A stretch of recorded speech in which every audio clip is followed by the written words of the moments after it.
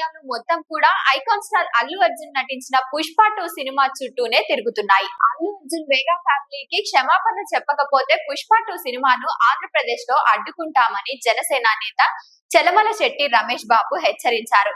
BJP సైతం పుష్ప 2 విమర్శలు గుప్పించింది. తాజా సినిమాపై BJP MLA Rakesh Reddy fire అయ్యారు.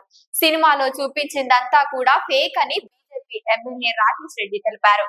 మరోవైపు మెగా అభిమానులు సైతం పుష్ప 2 సినిమాను ఫ్లాప్ చేస్తామంటూ సవాల్ విసిరారు. ఇటు వివాదాల నడుమ డిసెంబర్ 5న ప్రేక్షకుల ముందుకొచ్చిన ఈ సినిమా సూపర్ హిట్ టాక్ ను సొంతం చేసుకుంది.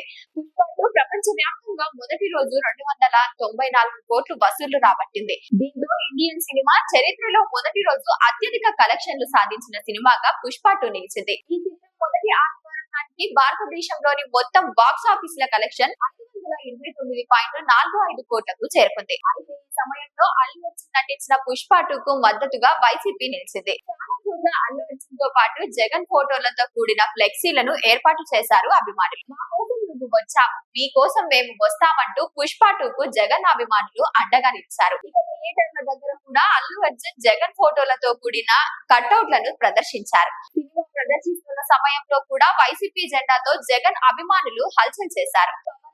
ప్రాతినిధ్యం వహిస్తున్న పిఠాపురంలో పుష్ప 2 ఫ్లెక్సీలను జనసేన కార్యకర్తలు తీసివేస్తే వైసీపీ అభిమానులు అల్లు అర్జున్ బ్యానర్ తో సందడి చేశారు. ఇటీవలే అల్లు అర్జున్ బయటికి వచ్చిన సమయంలో కూడా అతని ఎదురుగానే వైసీపీ జెండాను ఎగురవేశారు. మొదటి నుంచి కూడా పుష్ప 2 కు మద్దతుగా నిలిచిన ఆ సినిమా హిట్ కావడంతో జగన్ అభిమానులు కీలక పాత్ర పోషిస్తున్నారు. వైసీపీ మద్దతుదారులు అండగా నిలవడంతో సినిమా ఇంతటి ఘన విజయం సాధ్యమైందని సినీ పండితులు సైతం చెబుతున్నారు.